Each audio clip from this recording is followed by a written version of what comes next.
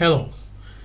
In this video, we'll keep exploring the intersection class in Rhino on the Geometry.intersection main namespace, and we're going to do three intersections here: an intersection between a curve and a line, an intersection between a line and a box, and the intersection between two surfaces. So let's check this out.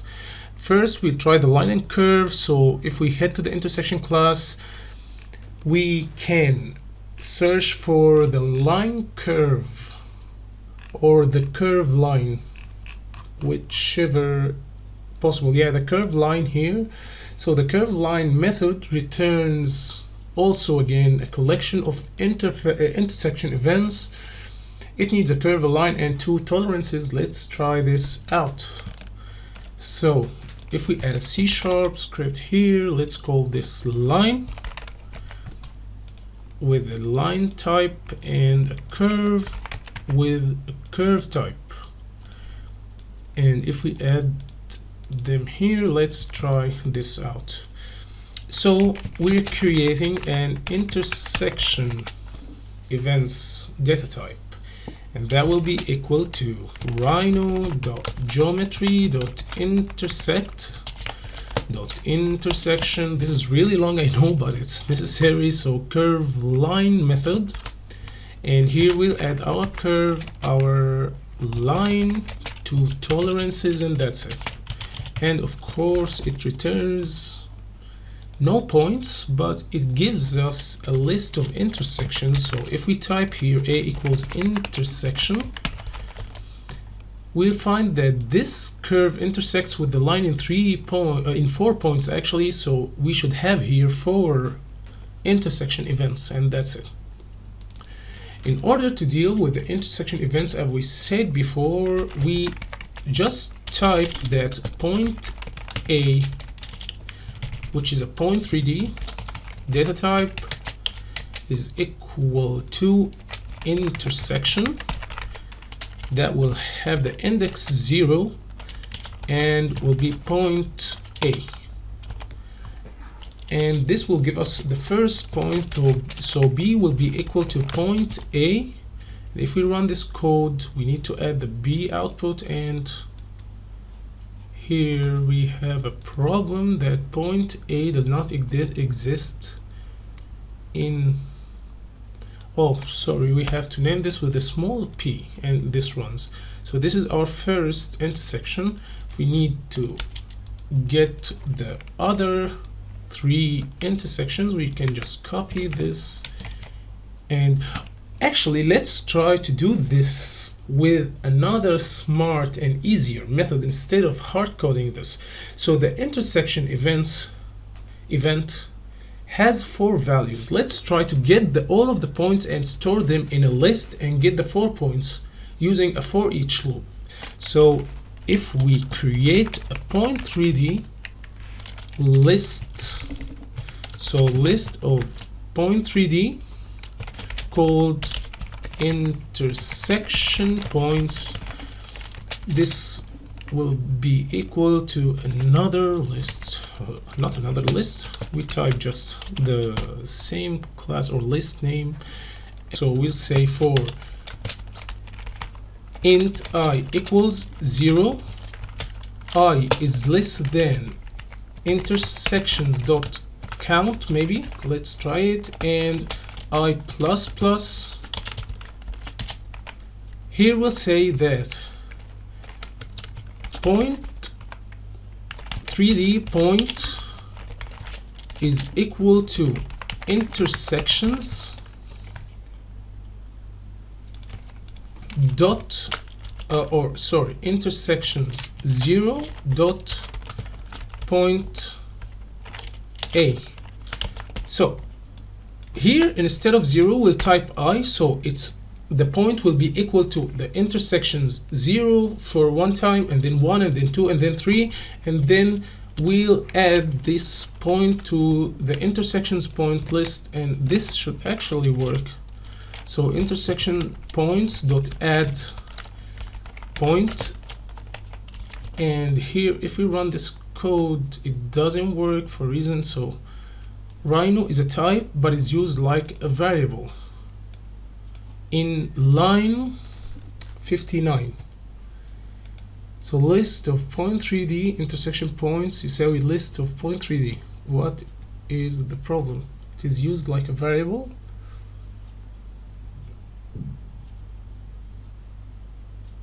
Let me check this.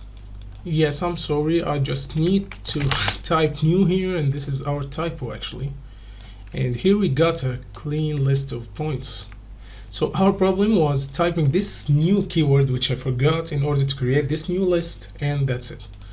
So the code actually works, and here in B we have the 4 points of intersection, and this is actually easier because, especially if we have a long list of intersections. So instead of typing a lot of lines to get the point at each index, here we can just make an easy for loop, and this will give us all the possible points. Okay, so this can also be used actually, or be done using a for each loop. So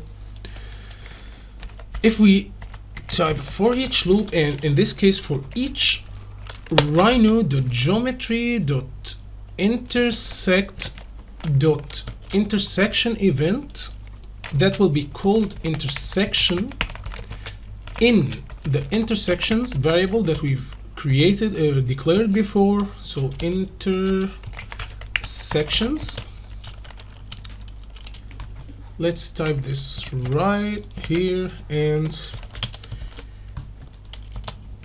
we need to get the point at each intersection. So we will type that point 3D point A is equal to intersection dot point A, and we'll add the point A to the intersection points list that we've created before. So we'll type dot add point A, and this should work as well as the for loop. All right, we have a problem here, and that point A does not exist in the current context. Here we should add a point A variable here, and this actually returns again the 4 points in only one output. So here we get the 4 points. So we can do this using a for loop, we can do this using a for each loop, whichever suits you, you can deal with. And now let's try creating or getting the points that result from the intersection of a line and a box. And to do this, let's go to the line box method under the intersection class, and this returns a boolean, and it outputs the interval. So a line intersects with a box like here from this point to this point, so it returns this interval from between the 2 points, so we can get a point on this intersection line. So we can get the first point, the last point, which is here, or any point between them. Let's check how to do this. So we create a boolean or declare a boolean variable and use the line box method. Let's add a C# here. Let's copy this actually and add the line here and the box here and call this box with a box type, and let's try this. So we'll type boolean intersection equals to rhino.geometry.intersection.line box. And here we can add our line, we can add our box instead of the bounding box, and we can add a tolerance and output the line parameters. So this is the line that returns from this intersection.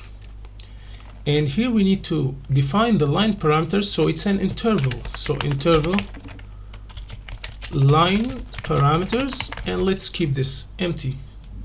So now we have this interval, and if we output the line parameters in the A output, this will give us here an interval between 0.4 to 0.657. Now all we have to do is to get a point on the line using the interval. So this is actually easy, so we can type point 3d point A equals line dot point at, and let's type the line parameters dot. Here we can get a method that is called maximum, the mid, or the minimum, or we can add numbers between them. So if we type the max here and here, let's add this point A to the output B and run. Here we can get the maximum point, so the point at the largest interval, and we can type min, and in this case we'll get the other point, which is at the minimum. We can type mid to get the point at the middle of this line, or we can just start adding equals. Let's start adding 0, and this will give us, oh, I'm sorry, we have to add from this interval that is 0.3999, which is 0.3999 here, or 0.4, and run this. Oh, I'm sorry, 0.5, let's say, and it will give me another point, so we can deal with this. Okay, we can change the line domain. This we can change the line domain and get the values from 0 to 1. We can actually use another thing. So if we write line parameters here, we can find a method called parameter at, and this parameter at can actually go from 0 to 1 and is better than using the real numbers of the interval. So if we write 0, 0.25, it will give us a point here, 0.5 will give us a point at the middle, and 0.75 will give us at the third quarter, and 1 will give us the last point. So pretty easy, but this maybe needed us to go to the interval class or struct in order to get it, or in order to learn the properties of it, which has the minimum, maximum, mid, and the methods which has the parameter at, in order to use the interval struct. So easy one. Let's try the final intersection event here, which will be an intersection between these two surfaces. So an intersection between a surface and another surface. If we hit there under the intersection class, we can find the surface, the last one, and this returns a boolean. It gives us out an array of curves, and an array of point 3D, which are the intersection points and the intersection curves, if any. So let's try do this. We're going to copy this C# script, call this surface A, call this surface B. Don't forget to change the type to surface, which is located somewhere here. Don't see it actually. Yeah, here, surface, and this will be a surface as well.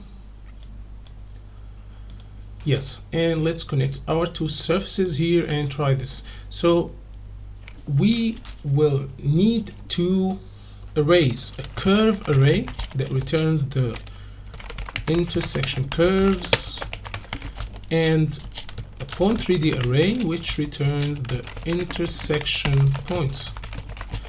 And here we can get a boolean called intersections, and this will be equal to rhino.geometry.intersect.intersection .surface, and here we add surface A, surface B, tolerance will output to the intersection curves array, and will output to the intersection points. And here we now have the intersection curves and the intersection points. So let's type here that A equals to intersection curves and B is equal to intersection points.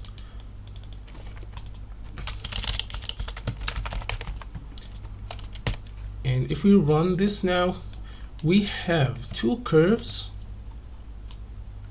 but we don't have any intersection points. So it's an empty parameter. We have two curves, and if we want to get only one curve, we can type here, as it's an array, we can choose certain index, which is 0, and this gives us this curve, and if we type 1, gives us the other curve. And maybe if we try now changing this surface, we can get some points. So if we change this to move this, maybe we get some point. No, it gives us a curve here, gives us a curve here.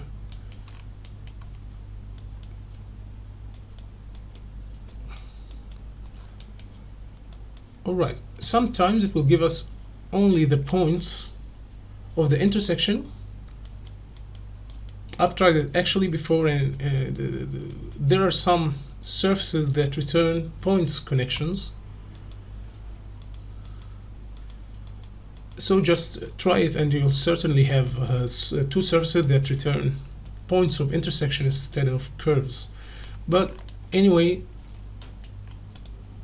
in this video we've learned how to get the intersections between a line and a curve, between a line and a box, between two surfaces, and we've learned that we can get, if we have a lot of intersection points, we can do this in a smart way by using the for loop or the for each loop, which is much easier than, especially if we have a lot of points, a lot of intersection points. I hope this video was useful, and see you in another video. Thank you for watching.